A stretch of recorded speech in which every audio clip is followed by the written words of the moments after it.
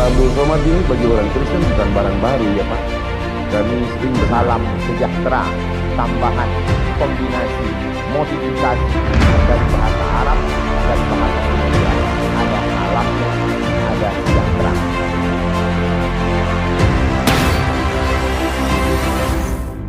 Pak Ustadz Abdul Somad, kami bangga ya sebagai orang Kristen di kota ini. Bapak mau ke sini. Bapak datang di kota yang memiliki rekam jejak sosial sangat buruk. Di saat usia kami masih sangat muda, tahun 99 seperti yang tadi dijelaskan Pak Wakil Wali Kota.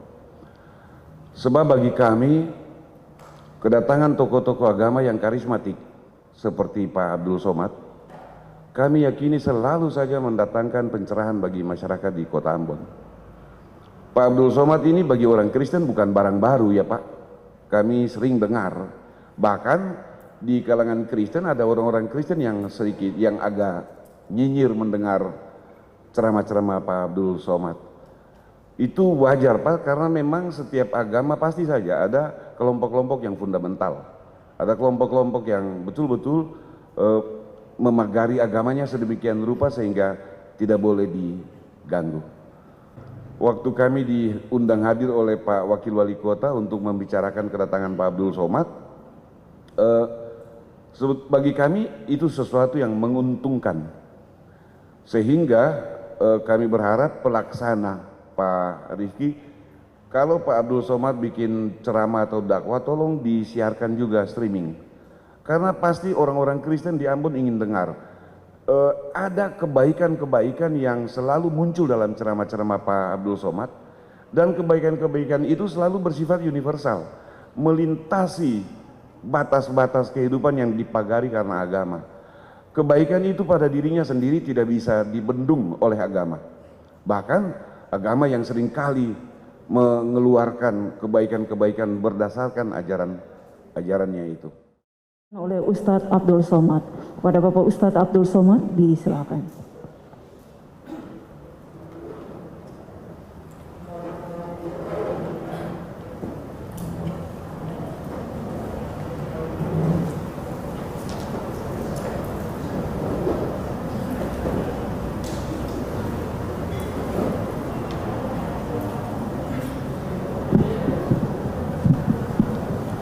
Bismillahirrahmanirrahim. Assalamualaikum warahmatullahi wabarakatuh. Assalam bahasa Arabnya keselamatan.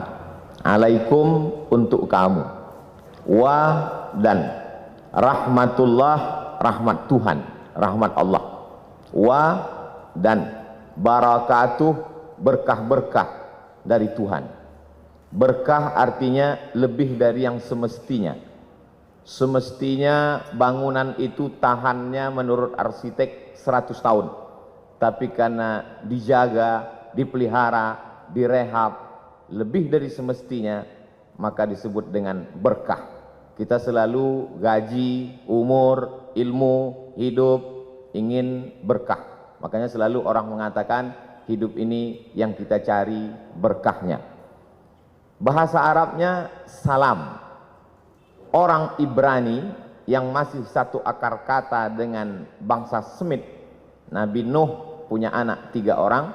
Satu namanya Sam, satu namanya Ham, satu namanya Yafes. Sam itu pecahannya adalah Arab dan Ibrani. Orang Arab menyebut salam, assalamualaikum. Orang Ibrani menyebut shalom.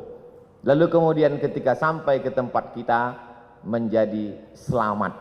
Makanya disebut selamat siang, karena kebetulan acaranya dibuat siang.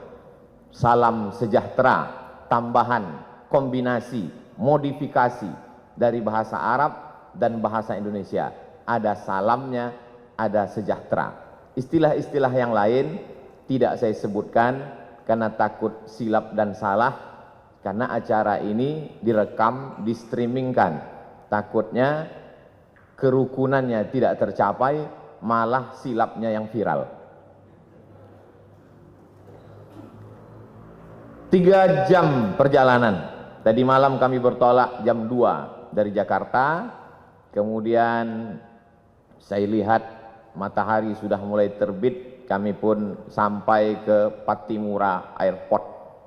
Selama ini pahlawan nasional itu hanya kami lihat di uang 1000 saja. Tapi hari ini sudah sampai. Sebagai bukti kami ambillah foto berlatar belakang background Pattimura Airport. Lalu kemudian disambut oleh Habib. Habib diambil dari kata hub. Hub artinya cinta. Habib orang yang kami cinta. Karena kakeknya Muhammad SAW kami sangat cinta. Maka cucu-cucunya yang mengalir darah itu pada mereka, kami juga cinta kepada mereka. Kami sebut mereka dengan Habib. Kalau perempuan Habibah. Tapi jarang itu kami panggil karena nanti banyak orang yang marah, terutama suaminya. Lalu kemudian saya pun melihat di perjalanan ada tulisan besar sekali, "Welcome to the city of music." Barulah saya paham kenapa orang-orang Ambon ini banyak jadi penyanyi di Jakarta. Karena mereka berasal dari kota musik. Bahkan tadi begitu sampai ke atas ini pun kami disambut dengan musik. Lalu ada tulisan besar juga saya baca, Ambon Manise. Alhamdulillah makanannya sudah saya cicipi, manis. Wajah orangnya agak terhalang karena masker ini. Tapi insya Allah dari wajah beberapa tokoh kita menilai ada keramahan, ada kesenangan untuk menyambut tamu sebagaimana yang disampaikan oleh Pak Pendeta Ricardo, kemudian Bapak Pastor mewakili uskup, lalu kemudian tokoh-tokoh lintas agama. Sampai akhirnya saya pun sampai ke majelis ini bertemu dengan Bapak Wakil Wali Kota yang kabarnya sudah mendapat beberapa telepon. Ada kemarahan kenapa Ustadz Abdul Somad tidak dibuat ceramah tablik akbar di Tanah Lapang. Saya melalui forum mimbar ini menyampaikan dimanapun saya tausiah hari ini tidak bisa dibuat di Tanah Lapang karena memang suasana kita sedang COVID. Tidak bisa kita mengumpulkan orang ramai. Di hotel pun paling banyak hanya 150 sampai 300 orang. Kalaulah tadi direkam itu kamera dari awal sampai akhir, bagaimana panitia ini betul-betul menjaga prokes kita. Saya di beberapa banyak tempat selama setahun dari Maret 2020 sampai 2021 ini, rasanya yang paling tertib melaksanakan prokes ini di Ambon inilah. Itu Ustadz ngomong begitu karena di Ambon atau bagaimana? Memang saya bisa tanya kepada tim. Karena di Ambon inilah sampai yang mikrofonnya pun ganti masker dah berapa kali. Saya yakin itu virus COVID tidak sampai ke atas ini. Mereka di bawah melihat, tak usahlah kita naik, cepat kita mati kata dia. Alhamdulillah bertemu dengan Pak Wakil Wali Kota. Bapak Wali Kota tidak bisa hadir karena sedang ada kegiatan di Jakarta. Ini perlu saya sampaikan supaya jangan ada fitnah di antara kita. Lalu kemudian bertemu pula dengan Bapak Kapolresta Ambon. Saya pikir sudah 3 jam perjalanan naik pesawat itu akan bertemu orang jauh. Ternyata orang sekampung juga dari Sumatera Utara. Lalu kemudian sangat membahagiakan berjumpa dengan para alim ulama, Ketua Majelis Ulama Indonesia, Ketua Majelis Ulama Indonesia Provinsi Maluku dan Kota Ambon. Tokoh-tokoh, orang-orang tua yang tak dapat saya sebutkan satu persatu, insya Allah semuanya selalu mendapat keberkahan hidup. Saya ingin supaya kawan-kawan sahabat-sahabat yang dari portal berita maupun koran media cetak, tolong ditulis berita ini betul-betul bahwa Abdul Somad beramah tamah dengan tokoh lintas agama. Jangan besok keluar lomba ceramah lintas agama. Ada sebuah kampung di Pulau Sumatera, tepatnya di Provinsi Sumatera Utara. Kampung itu bernama Silau Laut, bisa ditulis di Google, Silau Laut. Dia disebut laut karena memang di tepi laut, cuman tidaklah seindah Laut Ambon. Lalu kemudian kampung itu dibuka pada tahun 1901. Jadi umurnya 120 tahun. Yang membuka kampung itu kebetulan kakek dari ibu saya, namanya Syekh Abdurrahman. Ketika dia pulang dari Makkah belajar, dia dipanggil oleh Sultan Asahan, namanya Tengku Muhammad Adil. Wahai tokoh agama Syekh Abdurrahman, aku beri engkau tanah di tepi laut itu, ambillah untuk bercocok tanam. Akhirnya kampung itu sekarang menjadi 3 kecamatan. Salahnya kakek kami itu dulu tidak mengurus tanah itu ke BPN. Kalau diurus saya udah kaya sekali sekarang. Lalu kemudian berdatanganlah para pendatang dari suku Jawa, kemudian Mandailing, dan sebagiannya saudara-saudara kita dari Batak Toba, yang umumnya mereka Kristen. Akhirnya sekarang kalau mau ke kampung itu melewati satu kampung yang dihuni oleh Kristen, nama kampungnya Barisan. Kami bertetangga cukup lama, sejak saya lahir 1977. Jarang saya menyebutkan tahun kelahiran saya karena banyak yang tak percaya. Disangka mereka saya masih 23 tahun. Sejak kelahiran saya sampai sekarang 43 tahun tidak pernah ada konflik. Yang Muslim, Melayu, Jawa, Banjar, ada kampung Banjar, dan kemudian yang Kristen mayoritasnya dari suku Batak Toba. Kami bertetangga, bersahabat, berkawan. Masih ingat terbayang di benak saya Pak Manurung, orang Batak Kristen yang datang ke kampung kami mengambil nira. Kami meminum nira, mereka merubah nira itu menjadi tuak, minum khas mereka. Lalu kemudian kalau orang kami memanen padi, padi itu dibawa ke kilang padi. Kilang padi itu biasanya ada di tempat suku Batak Kristen. Begitulah interaksi sosial kami. Karena memang diajarkan, wala ana abidum ma'abattum, aku tak menyembah Tuhan yang kau sembah, wala antum abiduna ma'abud, kamu pun tidak menyembah yang kami sembah, lakum dinukum waliyadin. Agamamu untukmu, agamaku untukku. Adapun untuk kemanusiaan, sosial, maka kita hidup bertetangga bersama. Saya hanya sampai kelas 2 SD saja di kampung itu. Setelah itu saya pun pindah ke ibu kota kabupaten. Di sana saya masuk SD. Di SD itu ada 2 orang yang berbeda wajahnya dengan kami, kulitnya putih. Dulu kami menyebutnya Cina, sekarang tak boleh sebut Cina, Tionghoa. Satu laki-laki, satu perempuan, agamanya Buddha dan Konghucu. Kami berteman, bersahabat, satu kelompok. Waktu itu kita di kelas tidak berbaris, tapi berkelompok. Nama belajar masa itu CBSA, cara belajar siswa aktif. Yang tahu berarti sudah tua. Kami datang berkelompok, kadang-kadang dia ke rumah kami, kadang-kadang kami ke rumah dia. Lalu kemudian beberapa tahun yang lalu saya buat reuni pertemuan SD. Jumpa lagi. Teman saya yang Tionghoa itu namanya Akyong. Saya lihat Akyong pakai peci. Saya berbisik ke kawan saya, itu si Akyong masuk Islam? Tidak. Kenapa dia pakai peci? Untuk menghormati kau. Begitulah kami bersahabat. Tamat SD tahun 1990, saya pindah ke Medan. Di Medan, kota Medan mengajarkan saya bagaimana kami di Medan hidup berbagai macam suku dan agama. Di Medan ada satu kampung namanya Kampung Keling. Dulu menyebut Kampung Keling biasa, sekarang tak boleh lagi. Karena Keling itu identik dengan orang yang hitam selalu dipanggil Keling. Jadi kalau ada orang kulit hitam, keling kali kau, kata dia. Maka dirubahlah kampung itu sekarang namanya Kampung Madras, untuk mengambil nama salah satu kota di India. Kita tahu orang-orang saudara kita dari India datang ke Sumatera ketika masa penjajahan Belanda.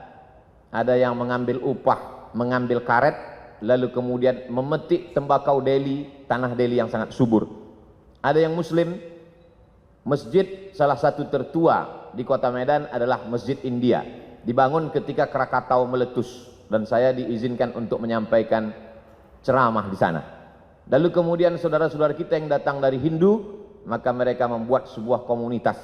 Kuil terbesar di Pulau Sumatera, kuil Hindu ada di kota Medan. Kuil itu bernama Kuil Sri Mariaman.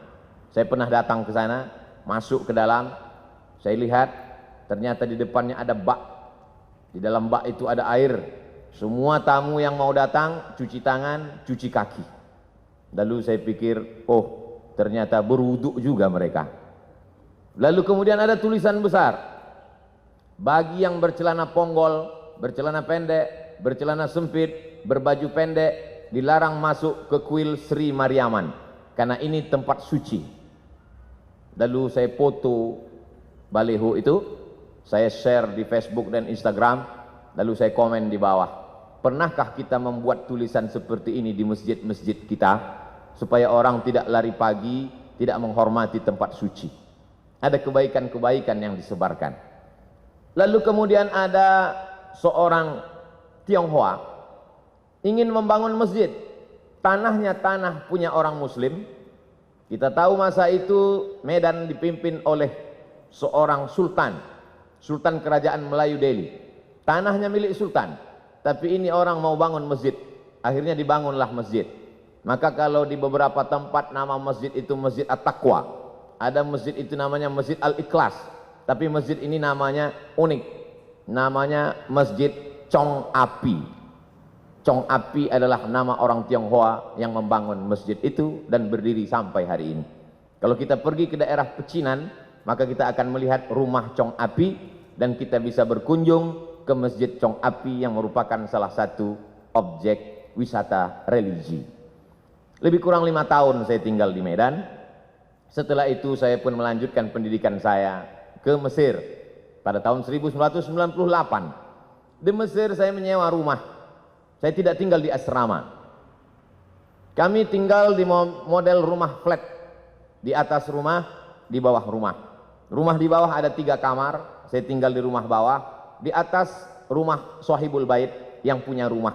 Setiap bulan sayalah yang naik ke atas membayar sewa rumah. Nama tuan rumah kami itu Baba Yosef Hanna. Agamanya Kristen Ortodok Koptik. Lebih kurang 3 tahun saya tinggal di rumah itu. Kenapa Ustadz bertahan di rumah itu? Karena itulah rumah yang paling murah. Suatu ketika Baba Yosef Hanna mengeluh kepada saya. Ya Beni, dia pakai bahasa Arab juga. Ya Beni, anakku, saya mesti naikkan sewa rumah ini. Kenapa Baba Yosef? Karena aku kena ana musab bi saratan, saratan cancer, kena kanker. Aku kena kanker, jadi aku mesti operasi. Salah satu income pemasukanku sewa rumah. Jadi sewa rumah ini mesti kunaikkan. Lalu saya menjawab ke Baba Yosef, kalau Baba Yosef kena kanker, kami lebih parah lagi dari kanker. Kami kena krisis moneter, kanker juga, kantung kering. Jadi kalau Baba mau naikkan sewa rumah ini, kami akan pindah dari rumah ini. Saya lihat dia lama termenung, dia terdiam. Setelah itu dia mengatakan, tak jadi ku naikkan sewa rumah ini, tetaplah bertahan kalian di sini. Sampai akhirnya saya pulang tahun 2002, bulan November, adik-adik kelas saya tetap melanjutkan rumah itu. Sampai saya datang 2017, rumah itu masih tetap ada tegak berdiri, tapi adik-adik kelas saya sudah pindah semuanya, karena memang lokasi itu sudah direnovasi, sudah tidak layak lagi, rumah itu sudah menjadi rumah tua. Tapi kenangan itu tetaplah menjadi kenangan abadi dalam hati dan pikiran saya. Lalu kemudian pada tahun 2008 setelah belajar di Maroko, saya pun pulang. Saya menjadi ustadz, saya menjadi tokoh agama Islam. Tetangga-tetangga, sahabat-sahabat SD saya tetap menganggap saya sebagai Abdul Somad yang dulu. Sampai akhirnya datang suatu undangan ceramah. Saya simpan dalam screenshot. Sampai hari ini saya simpan. WA dari Pak Dedi di lapangan Kostrad. Dia tentara di Jakarta. Ustadz Abdul Somad, saya mau mengundang Anda ceramah di lapangan Kostrad. Waktu itu belum COVID lagi. Saya tanya, Pak Dedi dapat nomor saya dari mana? Dapat dari tetanggamu yang Kristen Protestan, dia termasuk jemaat HKBP, Huria Kristen Batak Protestan, marganya Panjaitan. Masih kenal? Oh kenal, dia tetangga, dekat rumah saya dulu waktu sekolah. Dari nomor dialah aku dapat jadwal ceramah ini. Biasanya kalau ada orang mengundang saya dari satu kota, saya beri ke koordinator kota itu. Kalau dia Jakarta, saya beri ke koordinator UAS, Ustadz Abdul Somad DKI Jakarta, Jabodetabek. Kalau dia datang dari Sumatera Utara, saya kasih ke koordinator. Tapi ini langsung ke saya. Saya bilang, insya Allah saya akan datang. Lalu kata Pak Dedi, katanya mengundang Ustadz Somad susah, payah, menunggu sekian lama. Kenapa bisa langsung dapat? Kalau kalian mau cepat dapat, undanglah melalui tetanggaku yang Kristen itu. Sebulan yang lalu, tetangga saya, lain orang, dia kirim foto rumah mengaji, dindingnya belum disemen, atapnya tidak pakai dek, anak-anak belajar Quran di lantai. Adinda Abdul Somad, itu tempat mengaji itu adalah rumah si Joni, tepatnya di depan rumah si Hot Maharahap. Aku mohon kau dukunglah tempat mengaji ini. Padahal dia Kristen. Dia ingin supaya tempat mengaji itu saya support. Akhirnya saya hubungilah tim Yayasan Tabung, Yayasan Wakaf Hajah Rohana. Setelah mak saya meninggal, saya buat program kemanusiaan untuk memberi makan fakir miskin, namanya Yayasan Wakaf Hajah Rohana. Saya minta supaya tim mensurvei tempat itu. Akhirnya tempat itu disurvei, berapa lantai yang perlu diperbaiki, berapa harga semen untuk menutup dinding, berapa tikar plastik dan meja, berapa lampu yang mesti diganti dan lain sebagainya. Akhirnya guru-guru mengaji mengucapkan terima kasih. Terima kasih Ustadz. Dari mana Ustadz dapat info dari kami? Dari tetanggaku yang dulu masa kecil sahabatku. Rupanya dia tak sampai hati kali melihat kalian mengaji di lantai. Akhirnya dia WA saya dan hari ini tetap terjalin. Saya bukan ingin membanding-bandingkan kampung saya dengan Ambon. Tentu tidak bisa mengimbangi yang 100 tahun menurut pakar internasional memperbaiki psikologis orang Ambon perlu 100 tahun. Tapi di Ambon cukup hanya 10 tahun sudah selesai. Ini keberkahan. Jadi kedatangan saya kemari adalah untuk mengunjungi saudara-saudara saya sebangsa dan setanah air. Adapun ceramah saya di masjid, di kantor, semuanya direkam melalui kamera, dan kalau signal di hotel di masjid itu kuat, memang biasanya di streamingkan. Pak Ricardo, Pak Pendeta Ricardo, Bapak Perwakilan Uskup, dari tokoh lintas agama Hindu, Parisada Hindu Dharma Indonesia, maka semua ceramah saya itu di streamingkan. Begitu juga dengan yang nanti malam insya Allah. Sampaikan kepada jemaat, sampaikan kepada umat bahwa ceramah Abdul Somad streaming bisa ditonton melalui channel Ustadz Abdul Somad Official. Jangan lupa subscribe, like, and share.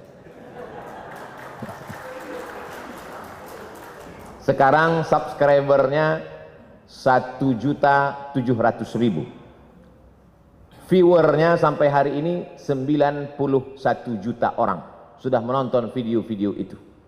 Dan dari 91 juta itu saya yakin dan percaya ada jemaat Pak Pendeta, ada jemaat Uskup, ada jemaat Hindu Dharma, Parisada Hindu Dharma, ada jemaat saudara-saudara saya dari kalangan Buddha. Dari mana Ustadz tahu? Saya tahu itu karena setiap kali saya pergi ke mall, saya pergi ke rumah makan, dan ketika makan masker saya buka, mereka tahu itu saya, maka makan saya terganggu karena mereka minta foto. Lalu kemudian uang hasil dari penonton 91 juta itu, hasilnya ditransfer ke nomor admin, dibelikan ke beras untuk program kemanusiaan. Setiap bulan kami membagi beras untuk saudara-saudara kita yang kurang beruntung dalam hal rezeki, tapi mungkin mereka beruntung dalam kebahagiaan hati. Kita ingin berbagi sesuatu supaya mereka juga berbagi doa kepada kita. Saya kira itu saja yang dapat saya sampaikan. Saya tidak ceramah, saya tidak tausiah, saya hanya ingin berbagi cerita tentang Abdul Somad yang ada di medsos dengan Abdul Somad yang asli dan nyata. Karena medsos ini rakyatnya tidak jelas, netizen. Kata orang, sekejam-kejamnya ibu tiri, lebih kejam lagi netizen. Banyak ketika kita bertemu dengan orang di medsos berbeda dengan ketika ketemu dalam kenyataan. Dan itu fakta. Ketika jamaah bertanya, bercerita ke saya sudah lama melihat Ustadz di YouTube, di televisi, baru ini berjumpa, ternyata lebih muda dari aslinya. Bertemu itu penting. Pernah kamu kenal si Anu? Pernah. Pernah berjumpa dengan dia? Belum. Berarti kamu belum kenal. Pernah kamu kenal dengan si Anu? Pernah. Pernah kamu duduk makan bersama dengan dia? Belum. Berarti kamu belum kenal. Hari ini kita bertemu, hari ini kita bersama, tinggal lagi makan. Ini semakin lama kata sambutan ini, maka semakin banyak dosa saya karena menahan nafsu makan. Saya ucapkan banyak terima kasih. Banyak kata-kata tidak berkenan di hati, menyinggung perasaan. Saya Abdul Somad, warga negara Indonesia, sama-sama manusia, sama-sama mencintai NKRI. Mohon maaf atas segala kesilapan. Terima kasih atas segala perhatian. Wassalamualaikum warahmatullahi wabarakatuh.